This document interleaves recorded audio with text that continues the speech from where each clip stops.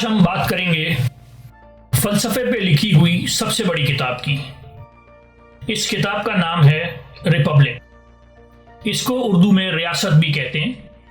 ये अफलातून का लिखा हुआ 9वां मकालमा है, यानी ये प्लेटो का 9th डायलॉग है। इस किताब का टॉपिक जस्टिस है, अदल है, और ये पूरी की पूरी किताब रूह के ऊपर लिखी गई है, सोल के ऊपर लिखी गई है। ये अफलातून के लिखे हुए मिडिल पीरियड के डायलॉग्स में से है, जिसका मतलब ये है कि जहां पर मैं कहूं सुकरात तो उसका मतलब अफलातून भी है, प्लेटो भी है, और जहां मैं कहूं प्लेटो या अफलातून तो उसका मतलब सुकरात भी है। क्योंकि ये मिडिल पीरियड का डायलॉग है तो ये जानना मुश्किल है कि कहां तक की बातें असली सुकरात ने कही थी और कहां तक की बातें अफलातून ने खुद लिखी हैं। तो प्लेटो और अफलातून को डिस्टिंग्विश करना इस डायलॉग में मुश्किल है। ये डायलॉग फलसफे की दुनिया की सबसे बड़ी किताब है, यानी मैं इसमें मजहबी किताबों को शामिल नहीं कर रहा हूं। मजहबी किताबों में भी बहुत डीप फिलोसफी होती है, बाइबल में, गीता में। मैं मजहबी किताबों की बात नहीं कर रहा हूं, इंसानों की लिखी हुई फलसफे की किताबों में ये किताब सबसे बड़ी है। इस किताब में अफलातून ने अपना पूरा मेटाफिजिकल सिस्टम दिया है, अपना पूरा रिलीजन दिया है, अपना पूरा मजहब दिया है। यानी अफलातून ये समझता है कि ये दुनिया आलम जाहिर है, इस दुनिया में कोई भी सिफत कामिल नहीं है। यानी अगर हम बहादुरी की बात करें तो एक इंसान बहादुर हो सकता है, कोई शेर बहादुर हो सकता है, कोई कौम बहादुर हो सकती है, लेकिन इस दुनिया की, इस आलम जाहिर की कोई भी चीज, कोई भी सिफत कामिल नहीं है। यानी कोई भी 100% बहादुर नहीं होगा। बहादुरी अपनी कामिल सूरत में एक आलम हकीकत है, वहां मौजूद है। इसी तरह खूबसूरती है, कोई शख्स खूबसूरत हो सकता है, कोई झील खूबसूरत हो सकती है, कोई पहाड़ खूबसूरत हो सकता है, कोई मंजर खूबसूरत हो सकता है, कोई ख्वाब खूबसूरत हो सकता है, लेकिन इस दुनिया की कोई भी खूबसूरत चीज मुकम्मल खूबसूरत नहीं है। खूबसूरती अपनी कामिल शक्ल में एक आलम हकीकत में मौजूद है। यानी ये आलम जाहिर है, इस आलम जाहिर का इल्म हासिल करना कोई इल्म नहीं है। वो जो आलम हकीकत है उसका इल्म हासिल करना असल इल्म है। और वो आलम हकीकत जहां पर तमाम की तमाम सिफात अपने कमाल पर मौजूद हैं, उन सारी कामिल सिफात को अगर मिला दिया जाए तो उसके ऊपर एक फॉर्म ऑफ द वन बनता है, फॉर्म ऑफ द गुड बनता है। यानी वो खैर की एक शक्ल बनती है जिसमें तमाम सिफात अपने कमाल पर मौजूद हैं और यकजा हो गई हैं। उस फॉर्म ऑफ द गुड की, उस फॉर्म ऑफ द वन की, उस खैर की नॉलेज हासिल करना असल नॉलेज है। और बकौल सुकरात के उस खैर की नॉलेज हम अपने सेंसेस से हासिल नहीं कर सकते, अपने हवासे खमसा से हासिल नहीं कर सकते। उस खैर का इल्म हम सिर्फ और सिर्फ अपनी रूह में हासिल कर सकते हैं, सुकरात का डायलेक्टिकल प्रोसेस इस्तेमाल करके। यानी जो सुकरात का बहस और तकरार का एक तरीका है, उसको अगर सही तरीके से इस्तेमाल किया जाए, सही प्रैक्टिस के बाद इस्तेमाल किया जाए, सही नीयत से इस्तेमाल किया जाए, तो उस आलम हकीकत का इल्म और उस खैर का इल्म हासिल किया जा सकता है। सुकरात से इस डायलॉग में चैप्टर 6 में पूछा गया कि क्या आपके पास उस खैर का इल्म है, उस फॉर्म ऑफ द गुड का इल्म है, उस फॉर्म ऑफ द वन का इल्म है? तो सुकरात ने कहा नहीं, मेरे पास वो इल्म नहीं है, लेकिन हमारी रूह वो इल्म हासिल कर सकती है अगर हम डायलेक्टिकल प्रोसेस इस्तेमाल करें।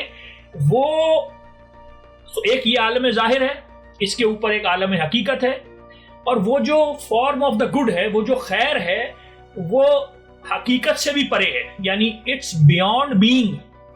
चैप्टर 6 में ये जुमला लिखा हुआ है कि वो खैर जो है वो हकीकत से भी परे है। यानी उस हकीकत से, यानी उस खैर से दुनिया की या आलम में हकीकत की, हर हकीकत में हकीकत है, लेकिन वो हकीकत हमारे अदराक से परे है, वो हकीकत से भी परे है, बियॉन्ड बीइंग है। तो ये डायलॉग सुकरात का पूरा मेटाफिजिकल सिस्टम है, उसका पूरा रिलीजन है, उसका पूरा मजहब है, उसका पूरा धर्म है। ये डायलॉग सुकरात का सबसे अजीम, अफलातून का लिखा हुआ सबसे अजीम डायलॉग है। ये फलसफे की सबसे बड़ी किताब है। इस किताब में 10 चैप्टर्स हैं। हम एक एक करके सारे चैप्टर्स की समरी आपको इस वीलॉग में प्रोवाइड करेंगे। हो सकता है कि इस वीलॉग के 2 हिस्से बनाने पड़े। चैप्टर 1 यहां से शुरू होता है कि सुकरात पायरेयस एक जगह है जो नशेब में है, उसमें नीचे गया और एक मजहबी रसूमात अदा करके वापस एथेंस की तरफ आने लगा कि उसको पॉलीमार्कस ने रोक लिया और पॉलीमार्कस ने उसको बोला कि आप मेरे घर चलिए। तो सुकरात ने कहा कि नहीं, मैं और ग्लाउकन जो है वो एथेंस की तरफ वापस जाना चाहेंगे, हम यहाँ रुकना नहीं चाहते। तो पॉलीमार्कस ने उसको बोला कि देखिए आप लोग 2 हैं और हम लोग इतने सारे हैं, तो आपको हमारे साथ चलना होगा। अच्छा, पहले चैप्टर के जो पहले 3-4 पेजेस हैं वो सिंबलिज्म से भरे हुए हैं, यानी सुकरात का नीचे आना एक सिंबल है।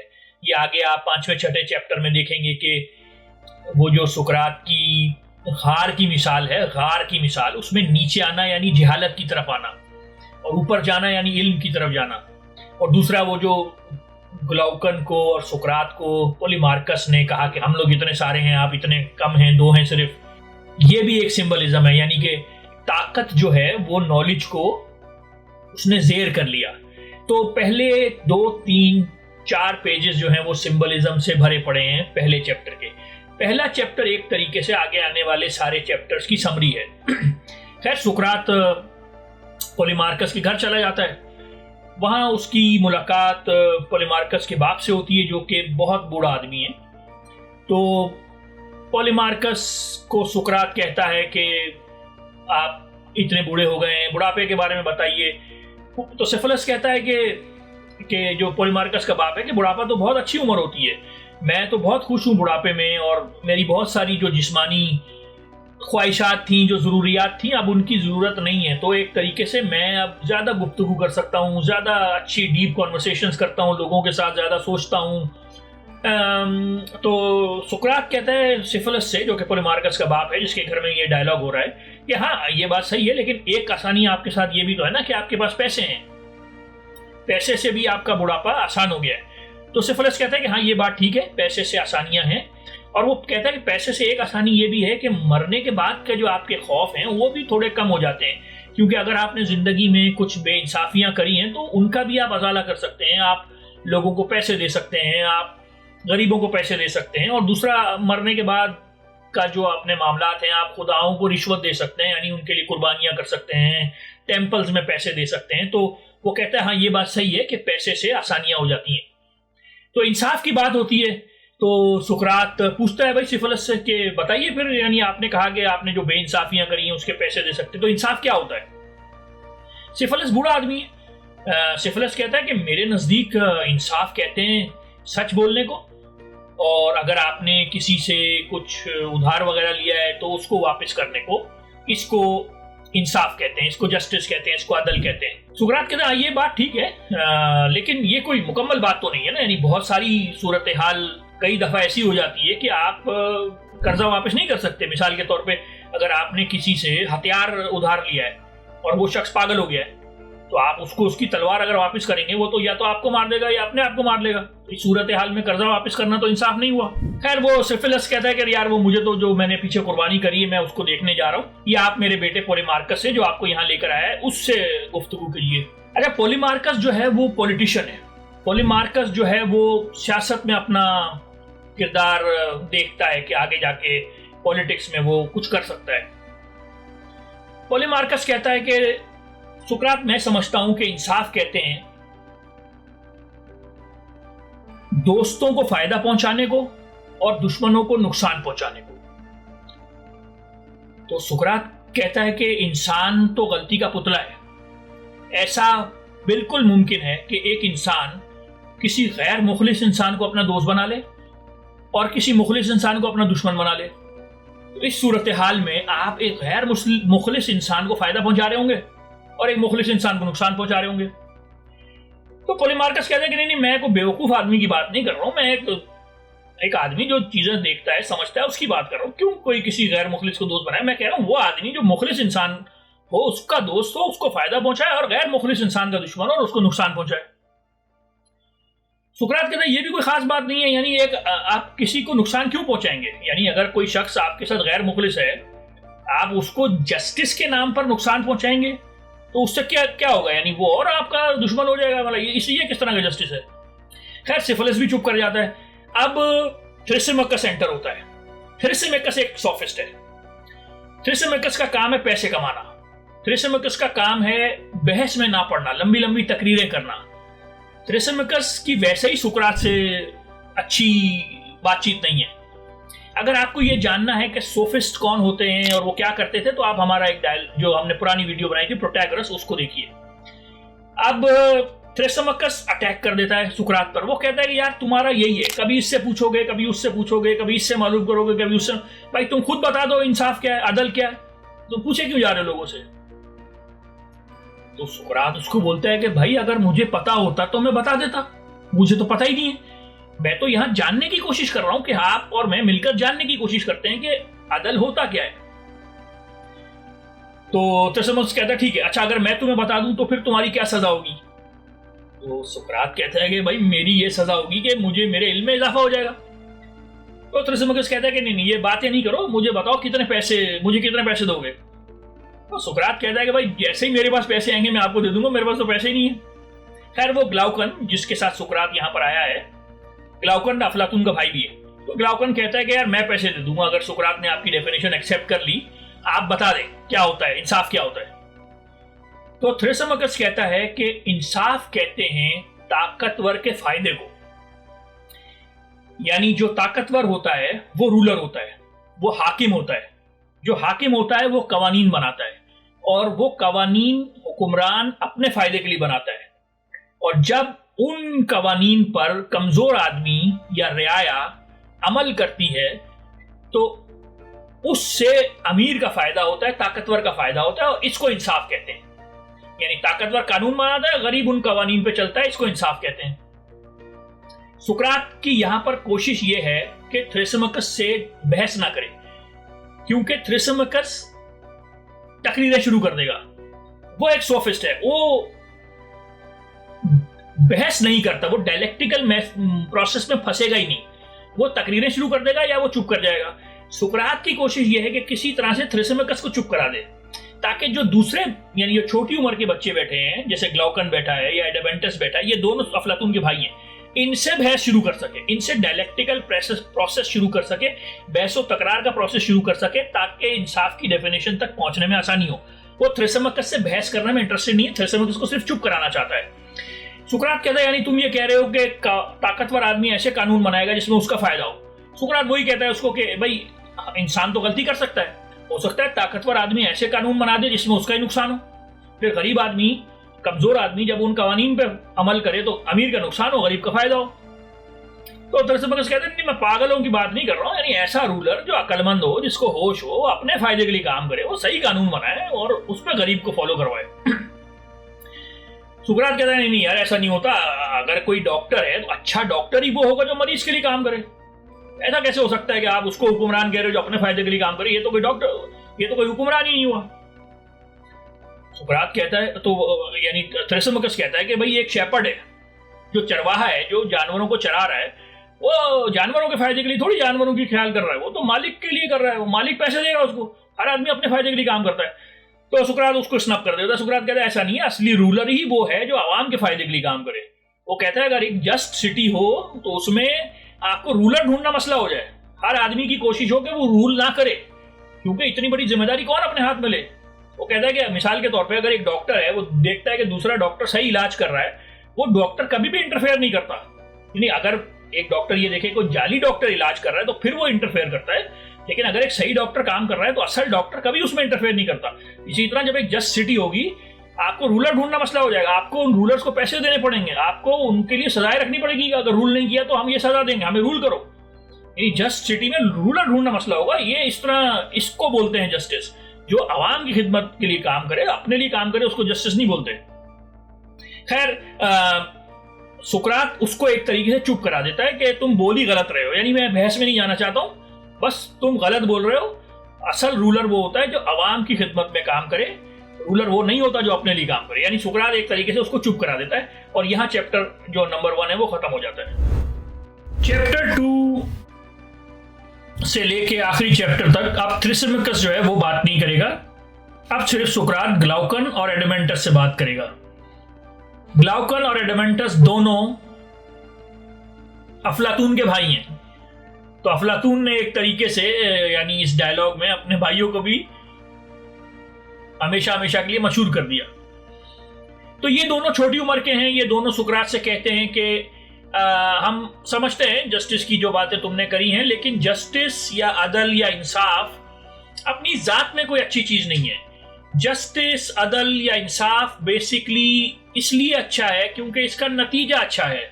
यानी कुछ लोग जस्टिस पे चलते हैं ताकि उनकी रेपुटेशन अच्छी हो जाए। भाई शहर में आप मशहूर हो जाएंगे कि आप जस्टिस पे चलते हैं, आप लोगों के साथ नाइंसाफी नहीं कर सकते। कुछ लोग जस्टिस पे इसलिए चलते हैं कि आप मेरे साथ जुल्म नहीं करेंगे, मैं आपके साथ जुल्म नहीं करूंगा। तो एक तरीके से शहरों में यानी एक अमन हो जाता है, एक इमरानी मुआहिदा क्रिएट हो जाता है। आप मुझे तंग ना करें, मैं आपको तंग ना करूं। तो ये एक ऐसी चीज है जिसकी यूटिलिटी है, और अपनी यूटिलिटी की वजह से लोग जस्टिस को एक तरीके से फॉलो करते हैं। ये एक नेसेसरी ईवल है। जैसे अगर आपको कोई मेडिकल ट्रीटमेंट करवाना है, कोई हार्ट ट्रांसप्लांट करवाना है, तो कोई भी उसको पसंद नहीं करता, लेकिन ये कि मजबूरी में करवाना पड़ता है क्योंकि उसके फायदे हैं, उसका नतीजा अच्छा है। वो और भी मिसालें देते हैं कि अगर कोई शख्स जिसको पता हो कि वो कभी नहीं पकड़ा जाएगा और जैसे कोई इनविजिबल हो जाए, तो वो तो कभी भी कानून को फॉलो ना करे, वो तो हर अनजस्ट काम करे। अनजस्ट काम में फायदा है, टैक्स बचाने में फायदा है, ये करने में फायदा है, वो करने में फायदा है। जस्टिस पे चलने में तो किसी किस्म का कोई फायदा नहीं है। तो वो सुकरात से कहते हैं कि आप हमें बताइए कि जस्टिस, अदल, इंसाफ अपनी जात में एक अच्छी चीज है। यानी आप ये साबित करें, उसके नतीजों को छोड़ दें, नतीजे तो हमें पता है अच्छा है, नतीजा तो अच्छा है। आप ये साबित करें कि जस्टिस अपनी जात में एक डिजायरेबल चीज है, यानी लोग इसको डिजायर करते हैं, इसका फायदा है अपनी जात में, वो बताइए। तो यहां से बेसिकली ये डायलॉग शुरू होता है और अब ये एंड तक, आखिरी चैप्टर तक सुकरात बोलता चला जाएगा, आखिरी 9 चैप्टर जो है। और सुकरात नहीं, बुनियादी तौर पे अफलातून बोलेगा क्योंकि ये मिडिल डायलॉग है, तो कभी इम्कान ये है कि ये बातें जो सुकरात के मुंह से कहलवाई जा रही हैं ये अफलातून की बातें हैं। सुकरात यहां से जवाब देना शुरू करता है कि देखो, मैं यानी कि जस्टिस को 2 सतह पर समझा सकता हूं। एक तो ये है कि एक इंडिविजुअल लेवल पर, एक इंसान के सोल के लेवल पर, एक रूह के लेवल पर, और एक उसको बड़ा करके मैं शहर की सतह पर समझा सकता हूं। शहर की सतह पर समझाना आसान है क्योंकि वो एक बड़ा लेवल है, उसमें तुम्हें जैसे एक चीज को आप बड़ी करके देखते हैं तो चीजें आसानी से समझ में आती हैं। वो कहता है शहर के, एक जस्ट शहर, एक इंसाफ पे चलने वाले शहर, एक अदल पे चलने वाले शहर को समझ लो, फिर उसको हम नीचे करके एक रूह पर ले आएंगे, एक सोल पर ले आएंगे।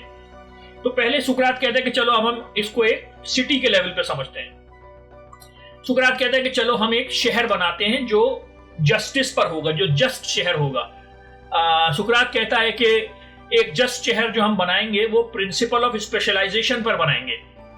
यानी उसका बुनियादी उसूल ये है कि हर आदमी सिर्फ वो काम करेगा जिसका वो माहिर है, जिस काम की उसके अंदर नेचुरल इंक्लिनेशंस मौजूद हैं। यानी फार्मर अपना फार्मिंग का काम करेगा, कारपेंटर अपना कारपेंटिंग का काम करेगा, और इस शहर में सिर्फ यही जरूरत की चीजें होंगी, यानी कपड़ा, रोटी, मकान, ये जो जरूरियात की चीजें होती हैं, ये सारे लोग इस शहर में रहेंगे, यही सारे लोग ये काम करेंगे। और ये सारे लोग जो होंगे इनको हम कहेंगे प्रोड्यूसिंग क्लास, यानी पैदावारी तबका। और ये लोग यानी ज्यादा बच्चे भी पैदा नहीं करेंगे, सिर्फ उतने ही बच्चे पैदा करेंगे जितना उनके पास रिसोर्सेज है। अब यहाँ पर ग्लाउकन का एक बड़ा मशहूर जुमला है। तो ग्लाउकन कहता है कि यानी इस जस्ट शहर में ये जो तुमने बनाया है ये तो बहुत ही बेसिक सा शहर है, इसमें तो कोई फन ही नहीं है, कोई डिजायर ही नहीं है, कोई यानी जो बंदे को ख्वाहिशात होती हैं तो बिल्कुल ही बेसिक हो गया। ये क्या, is it a city of pigs? ये बड़ा मशहूर उसका एक सेंटेंस है कि क्या ये सुअरों के लिए शहर बना रहे हो? तो सुकरात कहते हैं कि चलो ठीक है, इसमें आप डिजायर्स भी डाल लो, इसमें आर्टिस्ट भी डाल लो, इसमें पोएट्स डाल लो, इसमें लग्जरियस खाने डाल लो, इसमें बल्कि वो टर्म इस्तेमाल हुई है पेस्ट्रीज एंड प्रोस्टिट्यूट्स, वो भी डाल लो। तो ये जब आसाइशें आएंगी तो उसके साथ फिर वेल्थ आएगी थोड़ी सी, और उसके साथ फिर वॉर आएगी। और वॉर को मैनेज करने के लिए हमें एक और तबके की जरूरत होगी जिसको सुकरात ने नाम दिया गार्जियन क्लास का, यानी मुहाफिजों की क्लास। तो एक तबका हो गया प्रोड्यूसिंग क्लास और उसके ऊपर एक और तबका हो गया गार्जियन क्लास। ये पूरा डायलॉग अब जो है वो गार्जियन क्लास के ऊपर है, प्रोड्यूसिंग क्लास के ऊपर सुकरात ने कोई बात नहीं की। और गार्जियन क्लास की जो ट्रेनिंग है उस पर अगले 3 चैप्टर उनकी एजुकेशन पर सुकरात डिटेल में जाएगा कि इन गार्जियंस को कौन सी ट्रेनिंग देनी चाहिए। यानी 2 क्लासेस हो गई इंसानों की, पैदावारी क्लास और मुहाफिजों की क्लास। यानी सुकरात भी जो था वो इंसानों को क्लासों में डिवाइड करने का कायल था। तो सुकरात कहता है कि ये जो गार्जियंस हम चुनेंगे, ये जो मुहाफिज हम चुनेंगे, ये बड़े केयरफुली चुनने होंगे, क्योंकि इनके अंदर फिलॉसफी का इंटरेस्ट होनी चाहिए, यानी इनके नेचर में फिलॉसफी होनी चाहिए। और दूसरा ये कि इनके अंदर विजडम की ख्वाहिश होनी चाहिए, यानी अकल की, दानिश की, इल्म हासिल करने की ख्वाहिश होनी चाहिए। उस तरह से हम ये गार्जियन चुनेंगे। फिर जैसे मैंने आपसे कहा, गार्जियन की ट्रेनिंग और एजुकेशन पे सुकरात ने 3-4 चैप्टर्स आगे के लगाए हैं, क्योंकि उनके अंदर टफनेस भी होनी चाहिए कि वो जंगें जीत सकें, और उनके अंदर सॉफ्टनेस भी होनी चाहिए कि वो ऐसा ना हो कि अपनी आवाम पे ही चढ़ पड़े। यानी कोई 77 में, कोई 99 में, कोई 58 में अपने ही शहर ना फतह कर लेंगे। तो वो 3 जो चैप्टर आगे गार्जियंस की ट्रेनिंग पे सुकरात ने लगाए हैं, वो इसीलिए लगाए हैं कि फिजिकल ट्रेनिंग उनके सोल को दी जा सके, नहीं, फिजिकल ट्रेनिंग उनके जिस्म को दी जा सके, और पोएट्री की ट्रेनिंग, म्यूजिक की ट्रेनिंग, ये दूसरी ट्रेनिंग उनके सोल को दी जा सके। यानी उनकी बॉडी की ट्रेनिंग की भी जरूरत है, उनके सोल की ट्रेनिंग की भी जरूरत है। और अगले 3 चैप्टर सुकरात सिर्फ यही बताएगा कि उन गार्जियंस को, उन मुहाफिजीन को कौन सी ट्रेनिंग देनी चाहिए। यानी फिजिकल ट्रेनिंग में और जो उनकी एजुकेशनल ट्रेनिंग है उसमें एक बैलेंस रखना चाहिए। देखिए, सुकरात ने सबसे पहले जो चीज बताना शुरू की वो ये है कि हम जो ये गार्जियंस हैं उनको कौन सी कहानियां सुना सकते हैं। देखिए, उस जमाने में एजुकेशन जो थी वो गवर्नमेंट की सतह पर नहीं की जाती थी, यानी कोई यूनिवर्सल एजुकेशन सिस्टम नहीं था। तो सुकरात का ये एक, यानी अफलातून का ये एक बड़ा एक तरीके से नया कॉन्सेप्ट था कि हुकूमत जिम्मेदारी लेगी लोगों की एजुकेशन की। ये बहुत नई बात थी। उस जमाने में तो हर बंदा अपने हिसाब से अपने बच्चों की तालीम और तरबियत के लिए टीचर्स ढूंढता था और अरेंज करता था। ये सुकरात कह रहे हैं कि यूनिवर्सल लेवल पे ट्रेनिंग होगी। सबसे पहली जो ट्रेनिंग की बात की, उसने कहा हम अपने बच्चों को कौन सी कहानियां सुना सकते हैं। सुकरात एक नया वैल्यू सिस्टम दे रहा था। सुकरात होमर के वैल्यू सिस्टम से खुश नहीं था। सुकरात ने बेसिकली, यूनान में होमर का वैल्यू सिस्टम चलता था जिसको सुकरात ने रिप्लेस किया और अपना वैल्यू सिस्टम दिया। तो सुकरात ने बताया कि हम कौन सी कहानियां सुना सकते हैं। उसने कहा हम हीसियट की, होमर की कहानियां नहीं सुना सकते। होमर की कहानियों में तो खुदा, यानी सुकरात ने यह उसूल दिया कि आप सिर्फ वो कहानियां सुना सकते हैं अपने बच्चों को जहां पर खुदा को अच्छे काम करते हुए दिखाया है। खुदा झूठ नहीं बोल सकता, खुदा धोखा नहीं दे सकता, खुदा इंसानी भेष में नहीं आ सकता, यानी खुदा लोगों को फूल नहीं कर सकता। खुदा, यानी अगर आपने इलियाड और ओडिसी को पढ़ा हो तो वो खुदा जो है वो अपनी फैमिली, यानी अगर आपको जो ओलंपियन खुदा है उनका जूस, उसने अपने बाप को ही कैस्ट्रेट कर दिया, और जो और दूसरी एथिना है उसने अपने बेटे को जेल में डाल दिया, और जो खुदा एक दूसरे को, अपनी फैमिली को एक तरीके से तंग करते हैं। तो जूस ने, यानी सुकरात ने कहा ये कहानियां हम अपने बच्चों को नहीं सुना सकते, हमें बहुत ही ज्यादा एहतियात करनी होगी कि कौन से शायरों की कौन सी कहानियां हम अपने बच्चों को सुनाएं। और दूसरा चैप्टर यहां पे खत्म होता है। अगले 2 चैप्टर भी सुकरात जो है वो गार्जियंस की ट्रेनिंग पर लगाएगा। तीसरा चैप्टर जो है वो तो पूरे का पूरा होमर के खिलाफ है। देखिए, सुकरात ये चाहता था कि यूनानी कौम अपना जो वैल्यू सिस्टम है उसको री-इवैल्यूएट करे। यानी जैसे फ्रेडरिक नीचा ने 19वीं सदी में यूरोपियंस को कहा था ना कि अपने वैल्यू सिस्टम को री-इवैल्यूएट करो, लेकिन उसने कोई सिस्टम नहीं दिया था। सुकरात चाहता था कि होमर का वैल्यू सिस्टम खत्म किया जाए और सुकरात का अपना जो वैल्यू सिस्टम है वो यूनानी कौम अडॉप्ट करे। तो इस चैप्टर में सुकरात ने बहुत कुछ लिखा है, यानी कि होमर के खिलाफ, कि भाई होमर के जो शेर हैं उसमें मौत का खौफ है, उसमें मरने के बाद जो हेडीज में जाते हैं उसका खौफ है, होमर के खुदा रो भी रहे हैं, होमर के खुदा हंस भी रहे हैं, होमर के खुदाओं में जिनसी ख्वाहिशात भी हैं, यानी सेक्सुअल डिजायर्स भी हैं। हुमर के खुदा ग्रीडी भी हैं, उनको आप थोड़ी सी लालच दे दें, कुछ जो टेम्पल्स में कुर्बानियां वगैरह कर दें वो खुश हो जाते हैं। हुमर के खुदा लालची भी हैं, हुमर के खुदा मातम भी करते हैं। यानी हुमर, अगर आपने यानी इलियाड जो होमर की पहली किताब है वो पढ़ी हो तो आपको पता है कि यानी वो खुदा धोखेबाजी भी कर रहे हैं, खुदा यानी इंसानी रूप में आके जंगों में एक दूसरे को फायदा भी पहुंचा रहे। तो हुमर ने कहा कि यानी सुकरात ने कहा कि ये हुमर जो खुदाओं से ये चीजें करवा रहा है ये सही नहीं है, और बल्कि अकीलीस को जो हम हीरो बना के पेश करते हैं, जो इलियाड का मेन हीरो है, सुकरात ने इस चैप्टर में उसके खिलाफ बहुत लिखा कि वो कहां से हीरो है। यानी अगर आपने इलियाड पढ़ा हो तो वो लड़ने से ही मना कर देता है अकीलीस, क्योंकि उसके साथ अगामेम्नन से लड़ाई हो जाती है तो वो उसकी वजह से उसके अपने फौजी मारे जाते हैं और वो उसका गुस्सा। और तो सुकरात कहता है ये चीजें जब हम अपने बच्चों को पढ़ाते हैं तो उनसे उनका सोल खराब हो जाता है। यानी ये चीजें Homer is a bad teacher. इस कौम के बच्चों को होमर को नहीं पढ़ाना चाहिए, होमर अच्छा टीचर नहीं है। मैं जो टीचिंग्स दे रहा हूं वो एजुकेशन से रिलेटेड है, वो फिलॉसफी से रिलेटेड है, वो बेहतरीन टीचिंग्स हैं। अगर आपने होमर और प्लेटो की जो आइडियल्स हैं उनमें फर्क जानना है तो हमने एक और वीडियो बनाई थी, एक और वीलॉग बनाया था जिसमें हमने इलियाड और ओडिसी को डिस्कस किया था और प्लेटो और होमर के जो आइडियल्स हैं उनमें क्या फर्क है उसको डिस्कस किया था। क्योंकि होमर यूनानी कौम के टीचर का नाम था, हर बंदा होमर को फॉलो करता था और होमर के जो हीरोज थे वो जंग लड़ रहे थे। तो होमर के हीरोज में और प्लेटो के हीरोज में फर्क है। तो वो आप हमारा वीडियो जो इलियाड और ओडिसी पे बनाया था वो आप देखेंगे तो उसमें आपको डिटेल में पता चलेगा। होमर के हीरोज, सुकरात ने कहा, हमारे बच्चों को बिगाड़ रहे हैं, उनके सोल को बिगाड़ रहे हैं। हमें सिर्फ ऐसे किरदारों को पढ़ाना चाहिए जो अच्छे किरदार थे, जो जिनसे हमारे बच्चों का सोल बेहतर हो। फिर उसने बताया कौन सी शायरी अलाउ है, कौन सा मीटर अलाउ है, कौन सा कैरेक्टर अलाउ है। वो आर्ट्स और पेंटिंग और इन चीजों के वैसे ही खिलाफ था। उसने बताया कि कौन सी पेंटिंग, कौन सा आर्ट, क्या क्या अलाउ है, बहुत डिटेल में गया। तो एजुकेशन के बाद यानी गार्जियंस की एजुकेशन के बाद देखिए 3 तबके हैं ना, एक पैदावारी तबका है, एक गार्जियन का तबका है। तो ये गार्जियन के तबके की तालीम की बात हो रही है। तालीम के बाद उसने उनकी फिजिकल ट्रेनिंग की बात करी, जिस्मानी ट्रेनिंग की बात करी। उसने कहा हमें उनको वॉर लेवल पर ट्रेन करना है, यानी जैसे कि जंग के लिए, एथलीट नहीं बनाना, उनको जंग के लिए तैयार करना है। यानी उसने बड़ी डिटेल में गया कि क्या बैलेंस रखना है। यानी इतनी फिजिकल ट्रेनिंग भी ना दे देंगे वो बिल्कुल ही सैवेज बन जाए, और इतनी शायरी और म्यूजिक भी ना सिखा देंगे वो बिल्कुल ही सॉफ्ट हो जाए। तो एक बैलेंस किस तरह से रखना है ये बड़ा जरूरी है। अब सुकरात ने यहां पर एक तीसरी क्लास का जिक्र किया, यानी पैदावारी क्लास, उसके ऊपर एक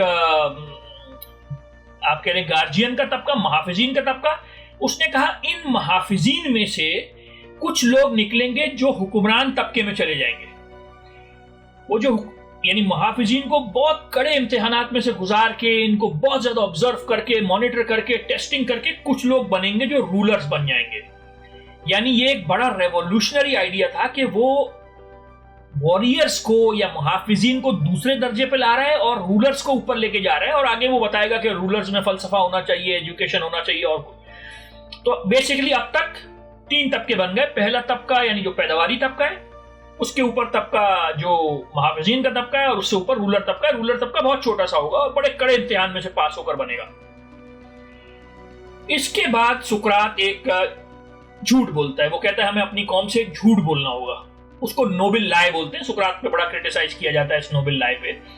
बेसिकली इस नोबल लाई के 2-3 मकासद हैं। वो कहता है कि इस नोबल लाई से हम लोगों में वफादारी गूंधेंगे उनके अंदर कि भाई ये आप सब जो हैं इस मिट्टी के बेटे हैं, आप इस मिट्टी से निकले हैं, इस मिट्टी की वफादारी आप पर फर्ज है।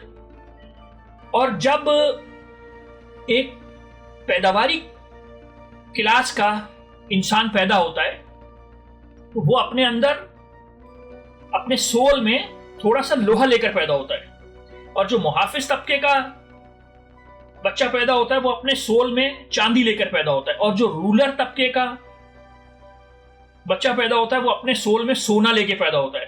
तो 3 तरह के रूह में लोग चीजें लेकर पैदा होते हैं। लोहा लेके पैदा होते हैं, चांदी लेके पैदा होते हैं और सोना लेके पैदा होते हैं। रूलर जो है वो सोना लेके पैदा होता है और ये कुदरती होता है, यानी आप कुछ नहीं कर सकते। वो कहता है हम ये झूठ इसलिए बोलेंगे ताकि लोग अपने अपने तबके से वफादार हो जाएं और ये भी उनको समझाया जाए कि वो आपस में भी भाई हैं। तो एक तरीके से ये जो नोबल लाए है इसका एक बड़ा ग्रेटर कॉज है कि सब में यूनिटी आ जाए और लोगों को ये पता चल जाए कि मैं इस तबके से बिलोंग करता हूं, इसमें मेरा कोई वो नहीं है, ये ऐसे ही है, एक कुदरती अमल है। फिर सुकरात कहता है कि रूलिंग क्लास जो है वो वही होगी जो सोना लेकर पैदा हुई है अपने सोल में। और ऑरेकल ऑफ डेल्फी ने यह बताया हुआ है कि अगर कभी लोहा लेके जो पैदा हुए हैं वो रूल करने की कोशिश करेंगे तो शहर बर्बाद हो जाएगा। ये एक नोबल लाए है, यानी कि एक झूठ है, यानी कि एक मुकद्दस झूठ है जो सुकरात कह रहे हैं हम अपनी कौम को बताएंगे ताकि उनमें एक तो पेट्रियोटिक रहे, वो लोग वफादार रहे अपने मुल्क से, और दूसरा वो अपने लेवल्स को भी मान लें कि भाई ऐसा ही है, मैं लोहा लेके पैदा हुआ हूं, कोई चांदी लेके पैदा हुआ है, कोई सोना लेके पैदा हुआ है। तो सुकरात ने कहा कि ये बिल्कुल मुमकिन है कि वो लोग जो जिनके माँ बाप का सोल, उनकी रूह सोना लेके पैदा हुई थी, वो जो बच्चे पैदा करें वो सोने ही वाले बच्चे हों, जो चांदी वाले हों वो चांदी वाले हों, जो लोहे वाले हों वो लोहे वाले हों। आमतौर पर ऐसा ही होगा, लेकिन कभी कभी ऐसा भी हो सकता है कि जैसे मिसाल के तौर पर लोहा, जो लोग मियाँ और बीवी लोहा लेके अपने सोल में पैदा हुए थे, उनके बच्चा सिल्वर लेके पैदा हो जाए तो उसको हम वापस क्लास में डाल देंगे, या सोना लेके पैदा हो जाए तो उसको हम रूलिंग क्लास में डाल देंगे। ऐसा मुमकिन है, रेयर है लेकिन हो सकता है। तो ये बेसिकली एक नोबल लाए है जिसकी वजह से सुकरात पे काफी क्रिटिसिज्म भी आता है कि भाई वो रूलर्स को एक नोबल लाए बोलने की इजाजत दे रहा है और हर आम आदमी को वो कहता है कि आप झूठ नहीं बोल सकते। इसके बाद जो गार्जियन क्लास है, यानी गार्जियन क्लास से मुराद ये कि मुहाफिज का तबका और रूलर्स का तबका, ये दोनों को गार्जियन क्लास मिला के कंबाइन करके गार्जियन क्लास। इस गार्जियन क्लास के ऊपर वो कहता है कि ये लोग एक ही जगह पर रहेंगे सारे, और इनको हाउसिंग सिटी प्रोवाइड करेगी, सरकार प्रोवाइड करेगी, इनकी कोई तनख्वाह नहीं होगी, इनकी कोई प्राइवेट प्रॉपर्टी नहीं होगी, इनको शादी करने की भी इजाजत नहीं होगी। यानी कि जो गार्जियन क्लास है, यानी मुहाफिज तबका और रूलर तबका, इनके पास कोई प्रॉपर्टी नहीं होगी। इसका मतलब ये कि सारी की सारी वेल्थ जो है वो जो पैदावारी तबका है उनके पास होगी। यानी एक रेवोल्यूशनरी आइडिया है कि जो अपर क्लास है उनके पास दौलत नहीं होगी, नीचे वालों के पास दौलत होगी, और प्राइवेट प्रॉपर्टी नहीं होगी कोई गार्जियन क्लास की, यानी मुहाफिजिन की और रूलर्स की। तो और वो लोग सब मिलकर एक जगह पर एक साथ रहा करेंगे। तो यहां पर ये चैप्टर खत्म हो जाता है। चैप्टर नंबर 4 में भी सुकरात वो जो एक जस्ट सिटी बनाने की मिसाल दे रहा है, एक शहर जो अदल पर कायम करने की मिसाल दे रहा है, उस मिसाल को कंटिन्यू रखेगा। यानी कि वो शहर जिसमें 3 तबकात हैं, एक प्रोड्यूसिंग क्लास है यानी पैदावारी तबका, एक गार्जियन हेल्पर हैं यानी मददगार मुहाफिज, और एक गार्जियन रूलर हैं यानी कि हाकिम मुहाफिज। ये 3 तबके उस जस्ट शहर में होंगे, और वो शहर जस्ट होगा जब तक उसके ऊपर हुक्मरानी होगी गार्जियन रूलर्स की, जो कि एक छोटा तबका है लेकिन वो ट्रूथ सीकिंग तबका है, वो सच्चाई के पीछे है, वो अकल और दानिश के पीछे है। वो तबका जो है जब तक हुक्मरान रहेगा वो शहर तरक्की करेगा, वो शहर जस्ट रहेगा। और उस यानी गार्जियन रूलर जो मुहाफिज हाकिम तबका है, उस तबके को गार्जियन हेल्पर्स जो मुहाफिज मददगार तबका है वो उसको मदद करता रहेगा। तो सुकरात कहता है कि इस तरह से वो शहर जो है वो एक जस्ट शहर रहेगा, एक शहर जो अदल पर कायम हुआ है वो रहेगा। तो एडमेंटस जो कि छोटा है और दौलत का थोड़ा सा लालची भी है, वो कहता है कि यार इस तरह का रूलर कौन बनना चाहेगा। मतलब वो रूलर तो खुश नहीं होंगे जो ये इस तरह के माहौल में रूल करेंगे, ना दौलत है ना और कोई बादशाहों के जो मजे होते हैं, ना कोई औरतें हैं ना कुछ है, ये रूलर कैसे खुश होंगे, मतलब वो क्यों रूल करेंगे। तो सुकरात कहता है कि इस शहर को, ये जो हम जस्ट सिटी बना रहे हैं, जो शायद प्रैक्टिकली कभी भी ना बन सके, उसका मकसद ही नहीं है कि किसी को हम खुश कर रहे हैं। यानी हमने कब कहा कि हम रूलर को खुश करने के लिए ये शहर बना रहे हैं, वो तो एक हम जस्ट सिटी बना रहे हैं। हर बंदा अपना काम करेगा, जो प्रोड्यूसिंग क्लास के लोग हैं, घर बनाने वाला घर बनाएगा, कारपेंटर कारपेंटिंग करेगा, जूता बनाने वाला जूते बनाएगा, उसके ऊपर जो मुहाफिज तबका है, हेल्पर्स, वो फौज का काम करेंगे, उसके ऊपर जो मुहाफिज हुक्मरान है वो हुकूमत का काम करेंगे। हर बंदा अपना काम कर रहा होगा, एक जस्ट सिटी बन जाएगी। इस सिटी का मकसद किसी को खुश करना नहीं है, यानी ये नहीं समझना कि काम यहाँ पे है किसी को खुश करना। इस शहर में सबका भला है, ये ऑब्जेक्टिव है कि सब खुश हो जाएंगे, यानी सब एक तरीके से अच्छी जिंदगी गुजारेंगे। फिर वो सुकरात और बताता है कि ये जो गार्जियंस का तबका है, जो गार्जियन हेल्पर और गार्जियन रूलर यानी महाफिज मददगार और महाफिज हाकिम, इनके पास कोई दौलत नहीं होगी, इनके पास कोई प्राइवेट प्रॉपर्टी नहीं होगी, इनके पास यानी जिस शहर में ना दौलत होगी ना कोई प्राइवेट प्रॉपर्टी होगी बहुत सारे लोगों के पास, वो शहर ना बहुत ज्यादा अमीर होगा ना बहुत ज्यादा गरीब होगा। सुकरात कहता है हमारी किसी से जंग भी नहीं होगी, और अगर जंग हो भी गई तो हमारे पास एक हुक्म यानी एक जो बीच का तबका है, जो महाफिज मददगार तबका है, वो जंगे लड़ने में माहिर है, और अगर वो कम पड़ गए तो हम दूसरे शहरों से फौजी बुलवा लेंगे, क्योंकि हमारा अपना तो दौलत का कोई लालच ही नहीं है। तो हम दूसरे शहरों को बोलेंगे कि आप इस जंग में जितनी दौलत जीतेंगे वो सारी आपकी, हमें तो चाहिए ही नहीं, तो कोई भी मुल्क हमारी मदद को आ जाएगा। और सुकरात बताता है कि ये शहर ना हम बहुत ज्यादा बड़ा करेंगे क्योंकि बड़े शहर को मैनेज करना मुश्किल हो जाता है, ना हम छोटा करेंगे क्योंकि उसको भी मैनेज करना मुश्किल हो जाता है। और सुकरात कहता है कि ये जो गार्जियन तबका है, गार्जियन हेल्पर यानी बीच का तबका और गार्जियन रूलर जो टॉप तबका है, इन दोनों तबके के पास ना तो वेल्थ होगी ना प्राइवेट प्रॉपर्टी होगी, बल्कि ये लोग अपनी बीवियां भी शेयर करेंगे और बच्चे भी शेयर करेंगे, यानी सब एक दूसरे के मियाँ बीवी होंगे और सब एक दूसरे के माँ बाप होंगे। यानी जहां ये लोग मिलकर रह रहे होंगे कोई किसी की मियाँ बीवी नहीं होंगे, सब एक दूसरे के मियाँ हैं और सब एक दूसरे की बीवियां हैं। और इसी तरह बच्चे भी किसी के अपने नहीं होंगे, सब बच्चे भी शेयर कर रहे होंगे और पूरे शहर के बच्चे होंगे वो।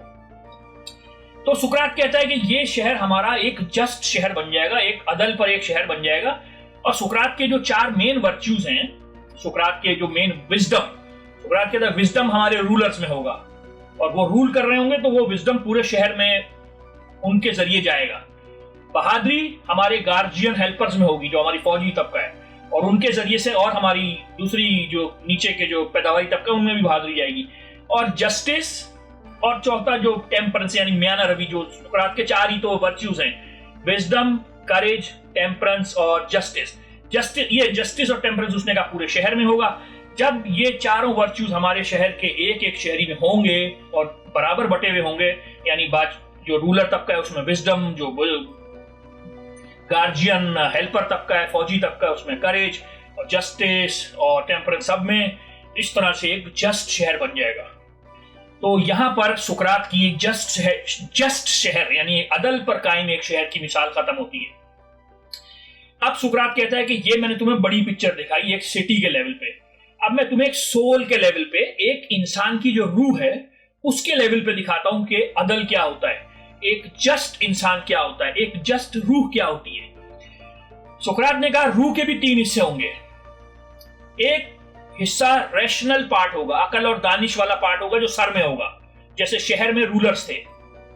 दूसरा हिस्सा जज्बात का हिस्सा होगा रूह के अंदर, जो ख्वाहिशा, जो जज्बात को मैनेज करेगा, वो हमारे चेस्ट में होगा, जैसे फौजी थे यानी गार्जियन हेल्पर्स थे, और शहर में इसी तरह रूह में होंगे। तीसरा हमारा एक ख्वाहिशात का हिस्सा होगा सोल में, जो जैसे जिस्मानी ख्वाहिशात हो गई या दौलत हो गई या जिस्मानी आसाइशें हो गई, वो उनसे रिलेटेड होगा।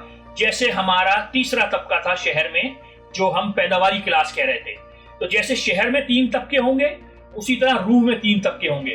पहला तबका अकल और दानिश, जिसका काम है सच के पीछे भागना, जिसके काम है चीजों को एनालाइज करना, प्लानिंग करना, जिसका काम है सच्चाई जानना, नॉलेज को हासिल करना।